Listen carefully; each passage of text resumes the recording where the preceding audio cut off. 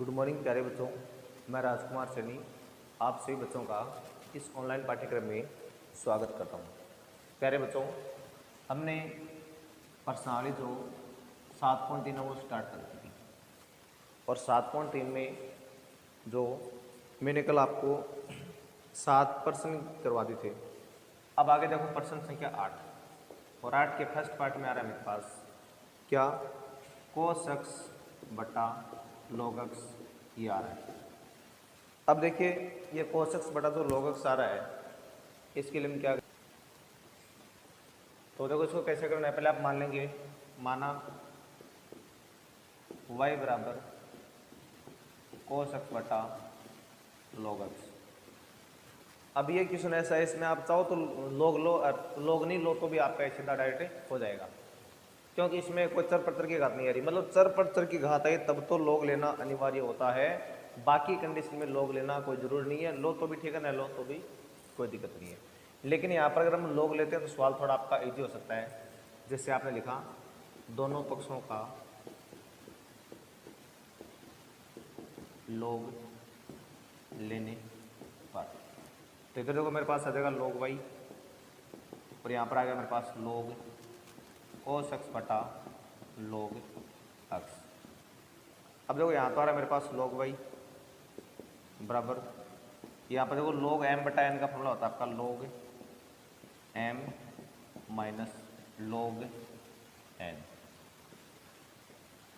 क्योंकि आपने log के देखो ये 3 फॉर्मूले पढ़ रखे log के। एक तो होता है log m n बराबर होता है log m plus log n।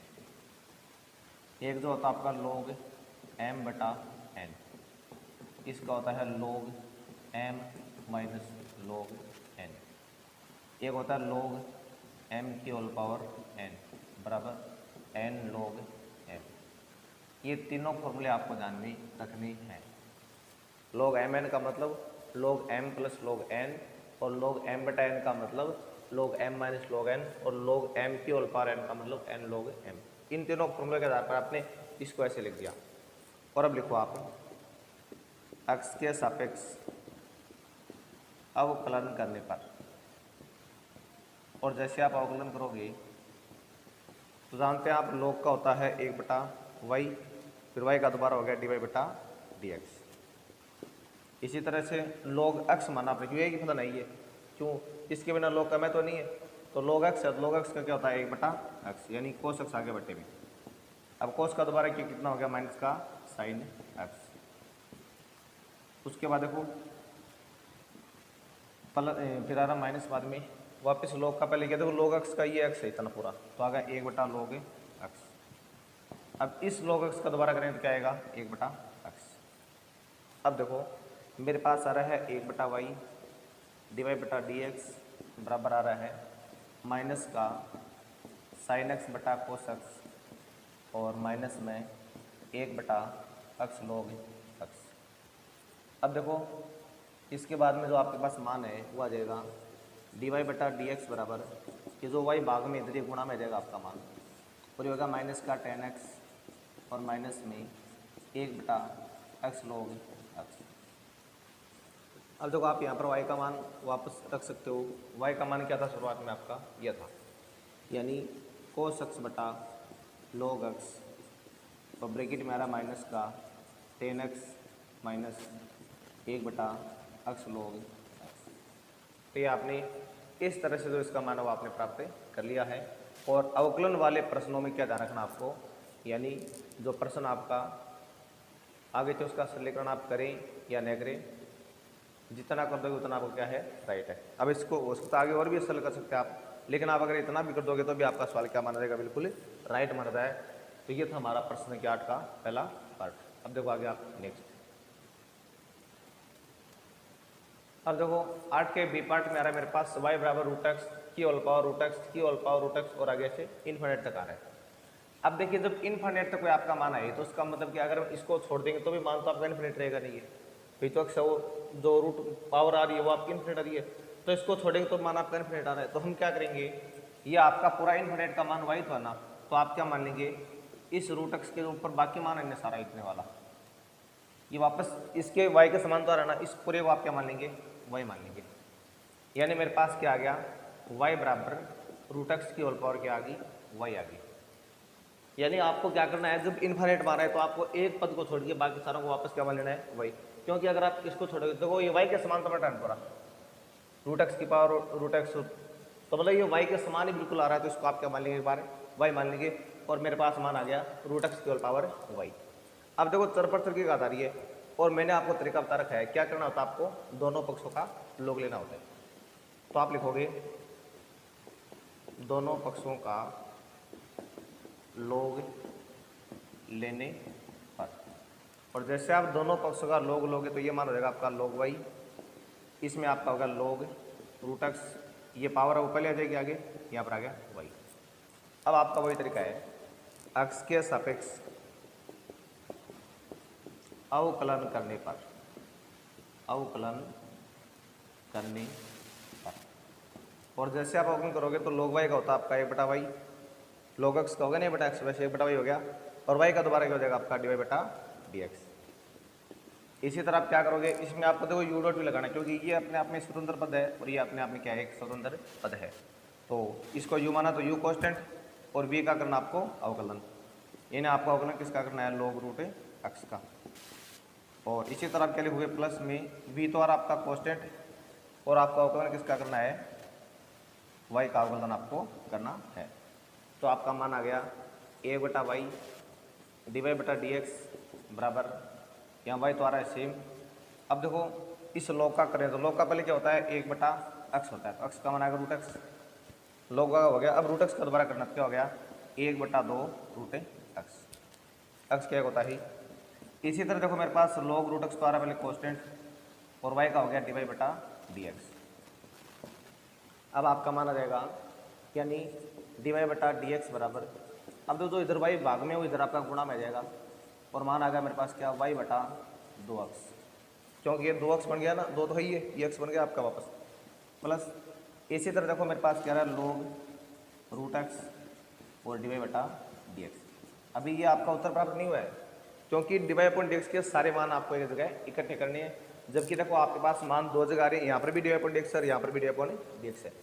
तो इसके लिए आप क्या करोगे, इसको तो रहने दो आप, एक बार यहाँ पर सेम, इसको आप अंदर गुणा कराओ, तो y²/2x और प्लस में y log √x और dy/dx। अब हम क्या करेंगे, इस dy/dx के मान को इधर इसकी तरफ लेंगे, तो आपका मान हो जाएगा dy/dx और माइनस में y log √x और dy/dx, उधर मेरे पास आ रहा है y²/2x। अब देखो दोनों में से आपने dy/dx लिया कॉमन बाहर, अंदर मान आएगा 1 माइनस y log √x, और उधर मेरे पास आ रहा है y²/2x। अब देखो जो इसके गुणा वो इसके भाग में चला जाएगा, तो मेरे पास dy/dx का मान क्या देगा, y²/2x और इंटू में आ रहा है 1 माइनस y log √x, ये आ गया मान, और ये आपने क्या प्राप्त कर लिया, dy/dx का मान। तो ठीक है बच्चों, इस तरह से आपको ये प्रश्न है वो करना। देखो आप आगे हम बात करें प्रश्न संख्या 9 की।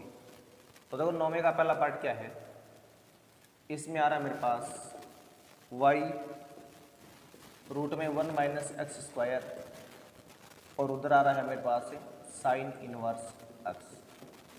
अब देखो सीधा सीधा मान आ रहा आपका ये, हमें क्या करना है, इसका अवकलन वो प्राप्त करना है। तो देखो इसमें एक तो मैं बता दूं आपको, log लेना कब अनिवार्य होता है, जब चर पर चर की घात आ जाए, यानी यहाँ पर भी चर इसके ऊपर भी चर आ जाए, तो आपको log लेना अनिवार्य होता है। जैसे मान लो x की पावर x है, y की पावर x है, x की पावर y है, log x की पावर x है, ऐसे अगर आ जाए ना, तो इनमें तो आपको log लेना ही पड़ेगा, क्योंकि इनमें ये भी चर का मान, ये भी चर का चर। लेकिन बाकी जिनमें आपके चर पर चर की घात नहीं आई, तो उनमें आप चाहो तो log ले सकते हो, नहीं लो तो भी आपका सवाल आराम से हल हो जाएगा। तो यहाँ पर ऐसी कोई कंडीशन नहीं है, इसको आप आराम से डायरेक्ट कर सकते हो। तो सीधा कर लिया आपने, और देखो इसको y के बराबर मानने की भी आवश्यकता नहीं है, क्योंकि बराबर पहले से लगा हुआ है। जब बराबर पहले से लगा है तो आपको उसको y के बराबर नहीं मानना है। तो आप लिखोगे यहाँ पर एक्स के सापेक्ष अवकलन करने पर, और जैसे आप अवकलन करोगे तो इसमें आपको u डॉट वी का रूल लगाना पड़ेगा भी, क्योंकि ये आपका स्वतंत्र पद अलग से और ये स्वतंत्र पद अलग है और वो आपका अलग है। तो इसको u माना मैंने, इसको भी माना, ठीक है ना। तो पहले u तो आ गया कांस्टेंट, और इसका अवकलन करूंगा। देखो मैं देखो भी आपको बता दूं अवकलन कैसे करना। पहले मैं इसमें बाहरी चीज, देखो बाहरी चीज क्या है, तो देखो बाहरी चीज में रूट आ रहा आपका, मतलब ये रूट एक्स की तरह व्यवहार कर रहा है आपका, और रूट एक्स का मैंने बता रखा अवकलन क्या होता है आपका, 1/2 रूट एक्स ही होता है ना। तो जब ये इसकी तरह व्यवहार करेगा तो आपका मान यहाँ पे क्या देगा, 1/2 रूट एक्स, और रूट का मान है मेरे पास 1 माइनस एक्स स्क्वायर। इसके हिसाब से जब मैंने इसको रूट एक्स माना तब, अब रूट को भूल जाना आपको, अंदर मेरे पास क्या रहा है 1 माइनस एक्स स्क्वायर। अब इसका दोबारा करना आपको अवकलन, तो देखो 1 माइनस एक्स स्क्वायर में 1 का तो जाएगा 0 और इसका जाएगा माइनस में 2x। समझ में आ गई बात। पहले मैंने इस रूट का किया है, ये हो गया। अब रूट के अंदर वाले का किया तो 1 का 0 हो गया, माइनस स्क्वायर का हो गया 2x। अब ये क्या था आपका u कांस्टेंट और v का अवकलन, प्लस अब क्या आएगा मेरे पास v आएगा कांस्टेंट और अवकलन किसका करना है u का, यानी y का हो गया डिवाइड अपॉन dx बराबर। अब देखिए उधर वाले में क्या आएगा, साइन इनवर्स x का अवकलन मैंने आपको अलग से बता रखा क्या होता है, 1/√1 माइनस एक्स स्क्वायर, ये होता है। अब देखो इसको आगे सॉल्व करने पे क्या आएगा मान, तो यहाँ देखो मेरे पास ये माइनस के 2x हो गए, माइनस 2xy बटा 2√1 minus x square plus root में 1 माइनस एक्स स्क्वायर dy बटा dx बराबर आ जाएगा 1/√1 माइनस एक्स स्क्वायर। अब देखो इसमें क्या करना आपको, पहले देखो इस 2 से 2 कर दो कट सीधा। अब देखो यहाँ पर dy बटा dx का हमारे पास एक ही पद है, तो इसको आप उधर भेज दो, तो मेरे पास सारा 1 minus x square dy upon dx बराबर आ गया 1/√1 माइनस एक्स स्क्वायर और प्लस में एक्स वाई बटा रूट में 1 माइनस एक्स स्क्वायर। अब देखो रूट में जो 1 minus x square dy upon dx है, ये तो सेम रखना आपको यहाँ पर।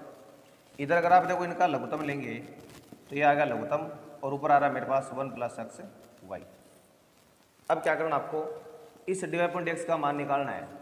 तो देखो ये गुणा में है तो इसके भाग में आएगा इधर, और मान आ गया 1 प्लस एक्स वाई बटा 1 माइनस एक्स स्क्वायर, क्योंकि आपको पता है जब रूट नीचे और एक रूट इसके नीचे और आ गया आप तो रूट हट जाएगा, और मान आपका आ गया 1 माइनस एक्स स्क्वायर, और ये क्या हो गया आपका, इसका सॉल्यूशन आपको प्राप्त हो गया है, ठीक है ना।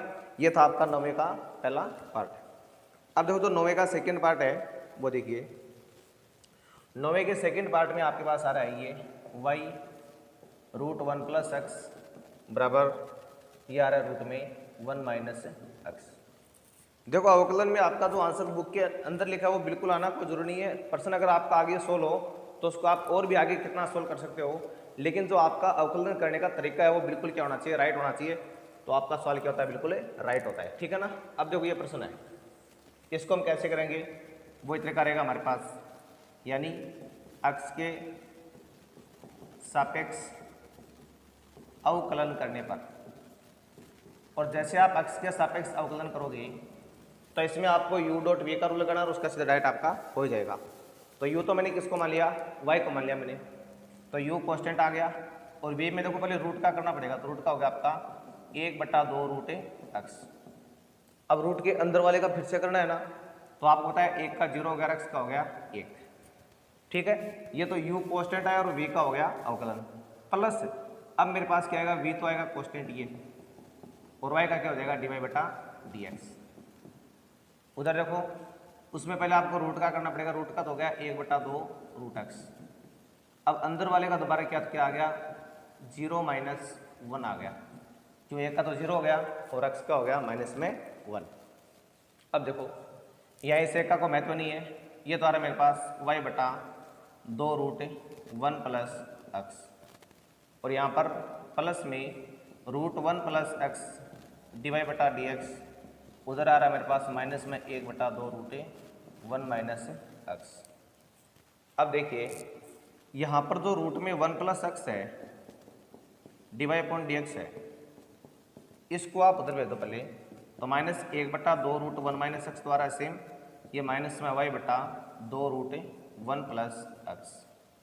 अब क्या करना आपको, इसको सेम रखना भी एक बार, 1 प्लस एक्स dy बटा dx और यहाँ पर देखिए आप इनमें चाहो तो इनमें देखो लघुत्तम ले लो आप दोनों में।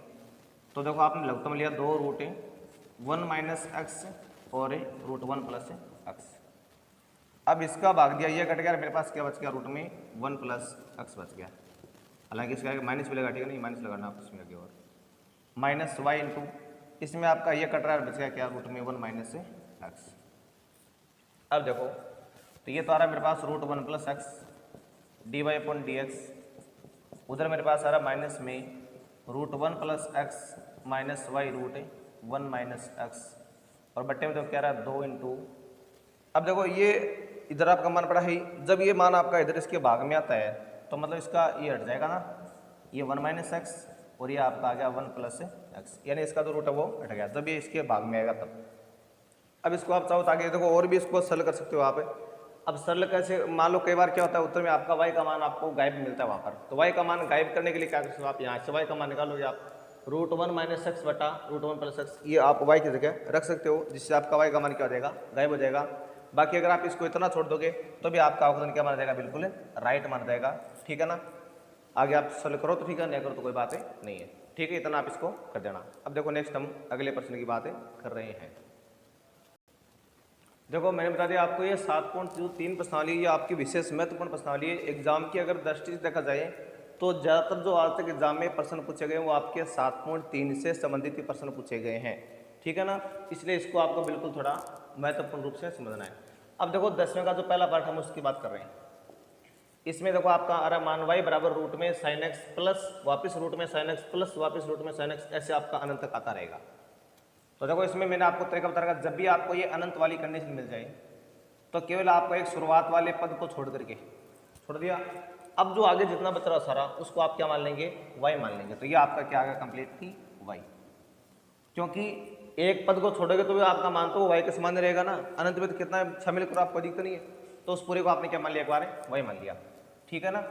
अब चाहो तो पहले आप इसका वर्ग कर लो, तो पहले आपने क्या कर दिया, दोनों पक्षों का वर्ग कर दिया, दोनों पक्षों का वर्ग करने पर, और जैसे आप वर्ग करोगे तो y का तो देगा आपको होता है dy अपॉन dx, सॉरी वर्ग करें पहले, हाँ तो ये तो आ गया मेरे पास y स्क्वायर, और जो इसका है वो क्या हो गया, रूट हट गया, ये आ गया साइन एक्स प्लस वाई, यानी जो संख्या रूट में है वो तो रूट से बाहर आ गई, और जो पहले से रूट में है उसका आपने क्या कर दिया है, स्क्वायर कर दिया है।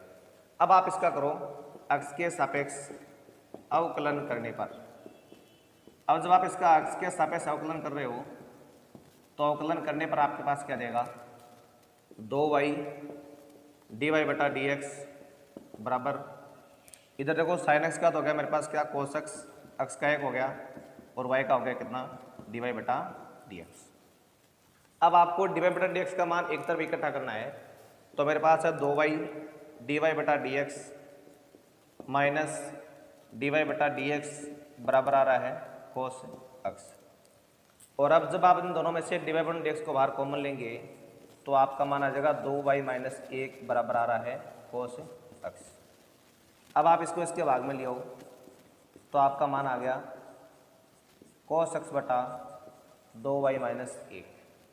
तो ये आपने क्या प्राप्त कर लिया है, इसका जो अवकलन है वो आपने प्राप्त कर लिया है। अब देखो सबसे महत्वपूर्ण बात करें उसका सेकेंड पार्ट है ना, ये सेकेंड पार्ट आपका बोर्ड में काफ़ी बार यानी 3-4 बार पूछा हुआ प्रश्न है, और 6 नंबर के लायक अगर कोई प्रश्न बनता है तो इसका सेकंड पार्ट ही बनता है 10वें का बी पार्ट। वो प्रश्न क्या है वो देखो आप, उसको आप बिल्कुल आराम से समझो।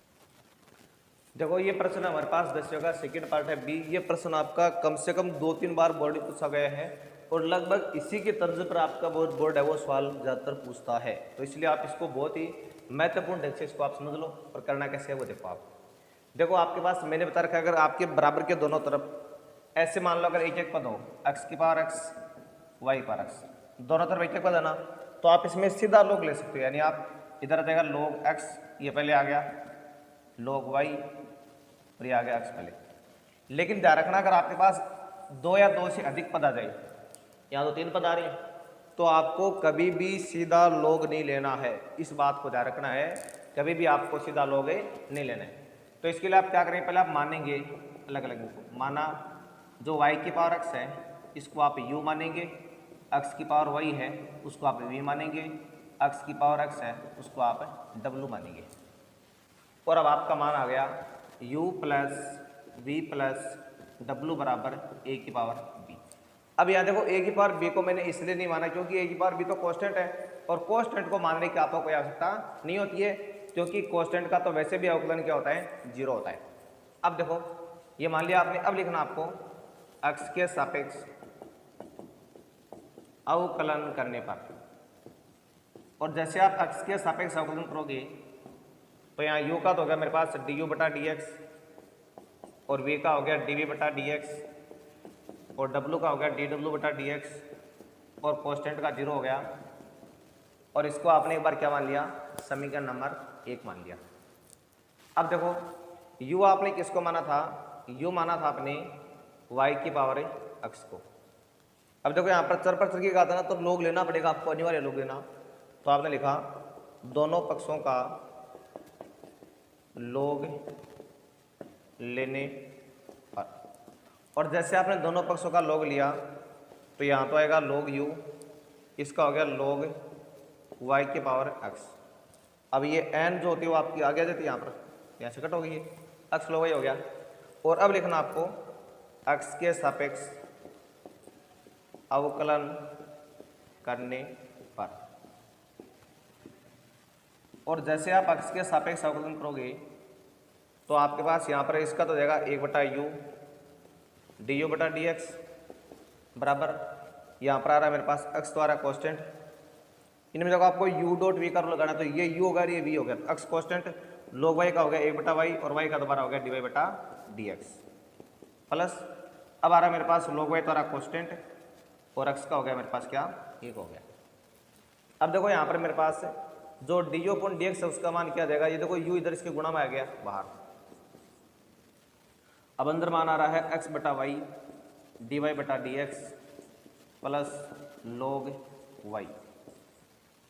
अब u का मान जो आपने भी शुरुआत में माना था उसको वापस रख दो, तो u किसको माना था आपने, u माना था आपने y की पावर x को, तो यहाँ लिख दो आप y की पावर x, अंदर आ रहा है x बटा y dy बटा dx प्लस log y। इसको आप एक बार क्या मान लेंगे, समीकरण नंबर 2 मान लेंगे। मैं बता दूं आपका ये थोड़ा सा लंबा सवाल है ये, और वास्तव में 6 नंबर के सवाल लायक क्या है, ये सवाल है 6 नंबर के लायक। ठीक है, यहाँ तक कर लिया आपने।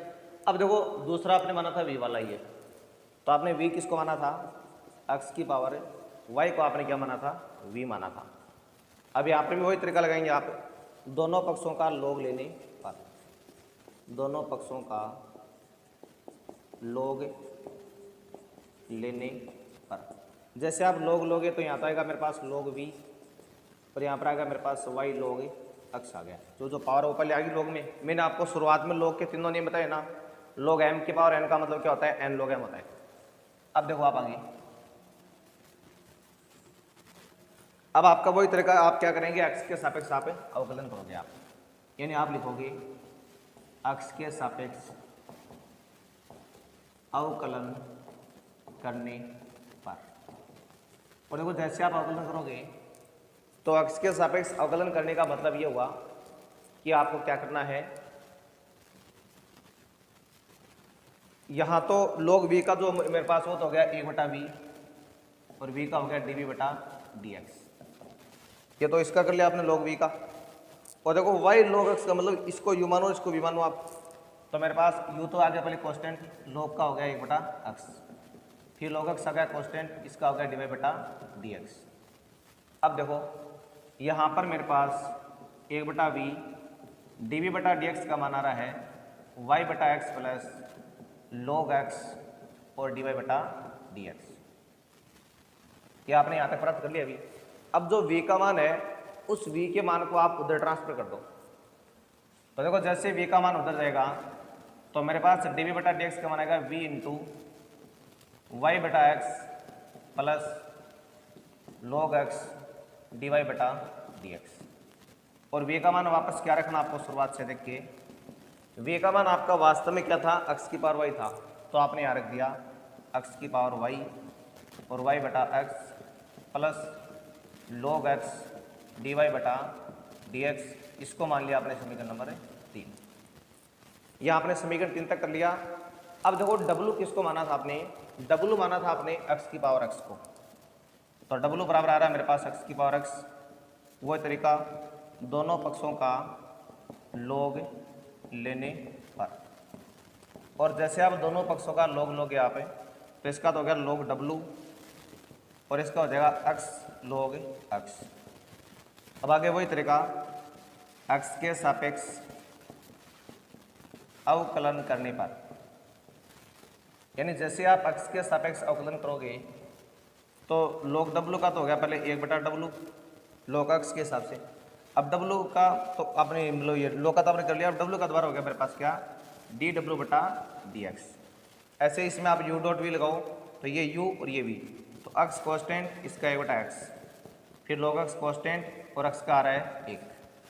अब मेरे पास आ गया 1/w dw/dx बराबर आ रहा है मेरे पास 1 + log x, क्योंकि ये दोनों कट हो गया आपस में। अब देखो मेरे पास जो dw/dx है उसका मान आ गया मेरे पास w × 1 + log x। अब जो w है उसका मान अगर आप वापस रखोगे तो w की जगह आपको क्या रखना पड़ेगा, w की जगह आपको वापस रखना पड़ेगा x की पावर x, और ब्रैकेट में आपके पास मान आ रहा है 1 + log x। ये आपने समीकरण नंबर 4 प्राप्त कर लिया। यहाँ तक आपने काम कंप्लीट कर लिया है ना। अब देखिए आपको क्या करना है, यहाँ तो रखना है du/dx का मान समीकरण नंबर इसके द्वारा, यहाँ से इसका मान रखना आपको कहाँ से, यहाँ से, इसका मान रखना आपको यहाँ से, यानी समीकरण 2, 3, 4 का मान आपको कहाँ रखना है, समीकरण नंबर 1 में। तो आप लिखोगे समीकरण 2, 3 व 4 का मान समीकरण 1 में रखने पर।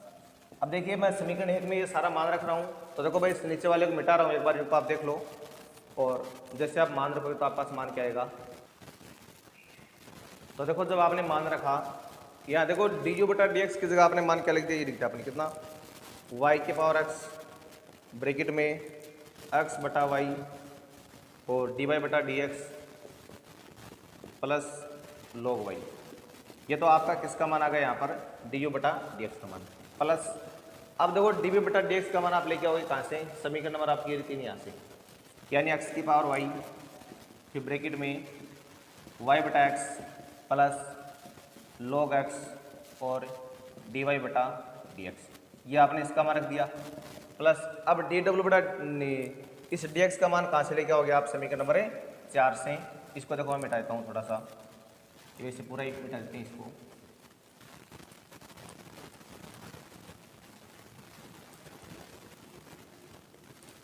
तो देखो समीकरण 4 से आपका मान इसका ये जाएगा, यानी x⁴x और ब्रैकेट में 1 + log x और बराबर देखो क्या रहा आपके इसके 0 आ रहा है, ठीक है ना, रख दिया आपने मान।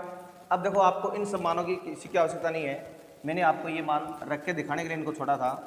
अब देखो आपको आगे क्या करना है, ये ऊपर वाला मान भी आपका देखो हो गया था कंप्लीट, इसको भी आपको दोबारा नहीं उतारना है। अब आपको मैंने जहाँ नीचे छोड़ा था ना, मैंने जहाँ यहाँ छोड़ा था उसके बाद में आपको यहाँ से उतारना है, उतार लेना यहाँ से। अब देखिए अब इसको हम आगे सल करेंगे, तो देखो पहले ऐसा करो कि इसको आप अंदर गुणा करो y⁴x को, तो y⁴x डॉट x/y dy/dx, इसको इससे गुणा कराया तो y⁴x log y, ठीक है। इसको इससे गुणा करो अंदर तो x⁴y y/x और प्लस में x⁴y log x dy/dx plus इसको करवाया x⁴x plus x⁴x log x बराबर क्या रहा है 0।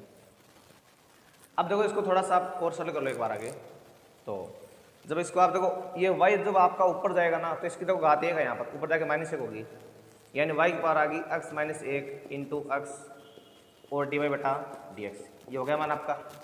प्लस यहाँ पर है y⁴x log y। अब देखो x की पावर 1 ऊपर जाएगी तो मान क्या बनेगा, x⁴y - 1 dy इंटू क्या आ रहा है y आ रहा है पहले इसके, और प्लस में बाद में क्या आ रहा है, ये आ रहा है x⁴y log x और dy/dx plus x⁴x plus x⁴x log x बराबर क्या आ रहा है 0। देखो मैंने कुछ नहीं किया, एक बार ये y की पावर 1 थी ऊपर जाके होगी y⁴x - 1, बाकी से हमारा है ये से हमारा है, x की पावर घट गई वाई माइनस एक, बाकी सेम, ये आपका सेम आ रहा है। ठीक है, अब देखो ये जो d Y upon D x का, देखो एक तो ये रहा आपका, एक ये रहा, इन दो को तो यहाँ रखना और बाकी तीनों क्या करना आपको, चारों को उधर भेजना है। तो यहाँ देखो मेरे पास क्या देगा, y की पावर x माइनस एक इंटू एक्स डी वाई बटा डी एक्स, और प्लस में क्या रहा है इसके y की power x log x d y बटा डी एक्स। ये दो को तो आपके यहाँ पड़े हैं, बाकी चारों को उधर भेजना है। तो माइनस एक्स की पावर x माइनस एक्स की पावर x log x, देखो दो तो इधर तक ये माइनस की हो गई और दोनों ये भेजने आप उधर, तो माइनस वाई की पावर एक्स log y और माइनस एक्स की पावर y माइनस एक इंटू वाई। अब देखो इसको सरल कैसे करते हैं आगे, ये जो डी वाई बटा डी एक्स है, ये देखो दोनों में कॉमन आ रहा है आपका, ये तो आ रहा है वाई की पावर एक्स माइनस एक इंटू एक्स प्लस वाई की पावर एक्स log एक्स, और उधर वाला मान देखिए आप सारा, इसमें आप देखो माइनस को आपने बाहर कॉमन ले लिया, तो अंदर बचेगा आपका एक्स की पावर एक्स प्लस एक्स की power x log x plus y की पावर एक्स log वाई, और माइनस में प्लस में एक्स की पावर वाई माइनस एक इंटू वाई। ये बच रहा मान आपका। अब ये मान इसके भाग में चला जाएगा, तो आपके पास देखो डी अपन डी एक्स का मान भी आ जाएगा, कितना आ जाएगा, ऊपर वाला मान वो तो रहेगा सेम आपका, माइनस में एक्स की पावर एक्स प्लस एक्स की पावर एक्स log एक्स, और प्लस में y की पावर x log y, और प्लस में y इंटू एक्स की पावर y माइनस एक। ठीक है, और अब देखो इधर ये मान आपका आ जाएगा इसके भाग में, तो इसके बटे में क्या देगा मान आपका, बटे में आ जाएगा x y की पावर x माइनस एक, और प्लस में y की पावर x और ये log x। अब ये आपने किसका मान प्राप्त कर लिया, अभी डी वाई बटा जो डी एक्स है उसका मान आपने प्राप्त कर लिया है। तो प्यारे बच्चों, इस तरह से आपको सवाल को हल करना था, और मैं आपकी जानकारी बता दूं, ये प्रश्न आपका बोर्ड में लगभग 2 या 3 बार पूछा जा चुका है। आप अगर इस बात का विश्वास न होता, पीछे के 2 पेपर है बोर्ड के, उनको आप उठा के देख सकते हो। और बोर्ड ज़्यादातर जो ऐसे आपके जो चर की घात चर वाले प्रश्न है, ज़्यादातर इन्हीं प्रश्नों को एग्जाम में पूछता है। तो आप अगर पेपर देखोगे तो लगभग आपको इसी टाइप के प्रश्न वो मिलने वाले हैं। तो आज हमने ये तो बड़ी 7.3, और अब देखो जो 7.4 है ना, उसको देखो अभी हम स्टार्ट कर रहे हैं, और मैं आपको अभी एक प्रश्न करवा रहा हूँ 7.4 का। बाकी उसके अनुसार आप और भी प्रश्न घर पे निकालना, और बाकी जो बचेंगे उनको हम कल पढ़ेंगे। तो देखो 7.4 की प्रश्नावली, तो देखो 7.4 की अगर हम बात कर रहे हैं तो इसमें आपको लिखना है, यानी पहला जो प्रश्न आपका है वो देखो आप। अब आपका जो प्राचलिक रूप में समीकरण है उसकी बात कर रहे हैं आप, यानी प्राचलिक रूप में अगर समीकरण है तो उनका हल आपको कैसे प्राप्त करना है। जैसे मेरे पास इसके फर्स्ट पार्ट में आ रहा है, यानी x का मान तो आ रहा है मेरे पास a sec t आ रहा है, और y का जो मान है मेरे पास वो क्या आ रहा है b tan t, और आपको प्राप्त क्या करना है इसमें dy बटा dx आपको प्राप्त करना है। यानी x का मान भी मेरा t की फॉर्म में आ रहा है और y का मान भी मेरा t की फॉर्म में आ रहा है, और आपको प्राप्त क्या करना है, आपको dy बटा जो dx है वो आपको प्राप्त करना है। तो देखो ऐसा प्रश्न आया तो देखो उनको हल करने का तरीका देखिए आप। सबसे पहले आपने x का मान लिखा, मेरे पास क्या आ रहा है a sec t आ रहा है। अब इसका तरीका क्या रहेगा, देखो यहाँ x का मान भी आपका t की फॉर्म में आ रहा है और y का मान भी आपका t की फॉर्म में आ रहा है। इसका मतलब यहाँ पर आपके पास 3 चर हो गए, x भी चर है, t भी चर है और y भी चर है, जबकि a और b दोनों के आपके अचर पद हैं। ठीक है ना। तो जो दोनों में आपका कॉमन चर रहेगा वो भी क्या माना जाएगा, आपका चर माना जाएगा। देखो x y तो चर है पहले से, अब देखो x का मान भी t की फॉर्म में और y का मान भी t की फॉर्म में, तो t भी आपका यहाँ पर क्या हो गया, चर हो गया। तो हमें इन तीनों को चर मान करके और a और b को हमें क्या मानना है, अचर, उसके हिसाब से हमें क्या करना अपना जो इसका जो आंसर है वो फाइंड करना है। तो यहाँ x का मान t की फॉर्म में है ना, तो आपको लिखना पड़ेगा t के सापेक्ष अवकलन करने पर। यहाँ ध्यान रखना आपको x के सापेक्ष अवकलन नहीं करना है। मैंने बता रखा था कि अभी तक आपका मान y बराबर x की फॉर्म में आ रहा था, तो आप x के सापेक्ष अवकलन कर रहे थे, यह आपका आ रहा था dx y अपन dx। ठीक है, अब जो आपका x का मान है वो देखो t की फॉर्म में आ रहा है, तो आपको t यानी आपका x का मान t की फॉर्म में है ना, तो t के सापेक्ष अवकलन करना है, और आपको इधर D X upon D T क्या होगा, प्राप्त होगा। तो ये आपको थोड़ा सा ध्यान में रखना है। तो मैंने लिखा टी के सापेक्ष अवकलन करने पर, तो जैसे आप अवकलन करोगे यहाँ तो आएगा मेरे पास डी एक्स बटा डी टी, यहाँ पर एक कॉन्स्टेंट है। अब देखो सेक टी का क्या होता है, सेक टी का होता है सेक टी टेन टी होता है, सेक टी टेन टी। अब टी का दोबारा करोगे वो भी टी के सापेक्ष क्या होगा, एक। अरे जैसे एक्स का दोबारा एक्स के सापेक्ष एक होता है ना, उसी तरह से टी का वापस टी के सापेक्ष क्या होगा, एक होगा। तो ये अवकलन काम पूरा हो गया। इसको आपने मान लिया समीकरण नंबर 1। अब दूसरा लिया आपने y बराबर है मेरे पास b tan t, और आप लिखोगे पुनः t के सापेक्ष अवकलन करने पर, अवकलन करने पर जब दोबारा से आप t के सापेक्ष अवकलन करोगे तो आपका मान आ जाएगा dy बटा डी टी बराबर, यहाँ देखो b तो कॉन्स्टेंट आपका, और tan t का क्या होता है आप जानते हैं sec स्क्वायर t होता है। अब देखो मेरे पास क्या देगा, जो dy अपॉन डी टी है बराबर आ गया b, अच्छा ये हो गया ना आपका, हाँ। तो इसको आप यहीं पर क्या मान लेंगे, समीकरण नंबर 2 समीकरण बना लिया आपने। लेकिन आपको तो वास्तव में dy अपॉन डी एक्स निकालना है। तो आप जानते हैं इसमें जब आप इसका भाग लगाओगे, या फिर आप जानते हैं चूंकि जो dy बटा डी एक्स आपका है उसको आप क्या लिख दोगे, dy upon D T upon D X upon D T. ये मैंने जब आपको शुरुआत में फॉर्मूलों की बात की थी तो उस टाइम मैंने प्राचलिक रूप की ये शर्त भी आपको लिखाई थी। अब यहाँ पर देखो जो मेरे पास डी अपॉन डी एक्स है उसका मान मेरे पास क्या देगा, समीकरण 2 से इसका मान क्या लिख दिया मैंने, ये रहा बी सेक स्क्वायर टी आ गया, बी सेक स्क्वायर टी, और D X upon D T का मान आ रहा है मेरे पास कितना, ए सेक टी और टेन टी। अब इनमें क्या करना, आपको इनको सरल करना है। तो देखो एक तो आपका ये सेक कट रहा है इसमें भी, और मेरे पास क्या आ गया d Y upon D x बराबर आ गया, यानी बी सेक टी तो आ रहा ऊपर से बी सेक टी, और बटे में क्या रहा है ए टेन टी आ रहा है। अब देखो d Y upon D x की अगर हम बात कर रहे हैं तो यहाँ पर बी तो सेम है, इसको अगर आप साइन को से बदलते हैं, देखो वैसे अगर आप इसको इतना कर दोगे तो भी आपको पूरे नंबर मिलेंगे क्योंकि आपका अवकलन का कार्य पूरा हो गया है। लेकिन देखो मैं इसको थोड़ा सा आगे सरल कर रहा हूँ, तो ये हो गया मेरे पास 1 बटा कोस टी हो गया, नीचे वाला मान मेरे पास हो जाएगा ए बटा साइन बटा कोस टी, तो कोस तो कट रहा है आपका भी, और जो d Y upon D x है मेरे पास क्या आ गया, ऊपर आ रहा है बी, नीचे आ रहा है ए साइन टी। अब देखो जो d Y upon D x है उसका मान मेरे पास क्या आ गया, बी बटा ए तो बिल्कुल कॉन्स्टेंट है आपका। अगर आप साइन को वापस ऊपर भेजें तो ये क्या बन जाएगा आपका, कोसेक टी बन जाएगा। तो ये आपने क्या प्राप्त कर लिया है, डी वाई अपॉन जो डी एक्स है उसका मान आपने प्राप्त कर लिया है। इसी तरह आप जो इसके बाकी पार्ट है उनको आप खुद करना। सेकेंड पार्ट देखो आपको टी के सापेक्ष करना है। देखो या तो आपको इनमें टी लिखा हुआ मिलेगा इधर, यानी जो एक्स और वाई का मान टी की फॉर्म में मिलेगा आपको यहाँ लिखा हुआ, या आपको थीटा की फॉर्म में लिखा हुआ मान मिल सकता है। अगर टी की फॉर्म में मिले तो दोनों को पहले आपको टी के सापेक्ष अवकलन करना है, अगर आपको थीटा की फॉर्म में मिले तो आपको दोनों को थीटा के सापेक्ष करना है, और लास्ट में जब आप D Y upon D X लिखोगे थीटा के लिए तो आपको लिखना पड़ेगा D Y upon D theta upon में D X upon D theta, यानी जहाँ टी है वहाँ पर क्या देगा, थीटा देगा। तो प्यारे बच्चों मैं उम्मीद करता हूँ कि जो प्रश्नावली 7.3 है वो आपकी समझ में आई होगी, और 7.4 है जो मैंने थोड़ी सी आपको स्टार्ट करवाई है ताकि आप इसका आगे जो प्रश्न है उनका आप अभ्यास कर सकें। अब कितना अभ्यास करोगे, कैसे करोगे, ये देखना आपको कल, और तब तक आप इनमें जितने आपको आज के उतने अधिक से अधिक प्रश्नों को हल करना है।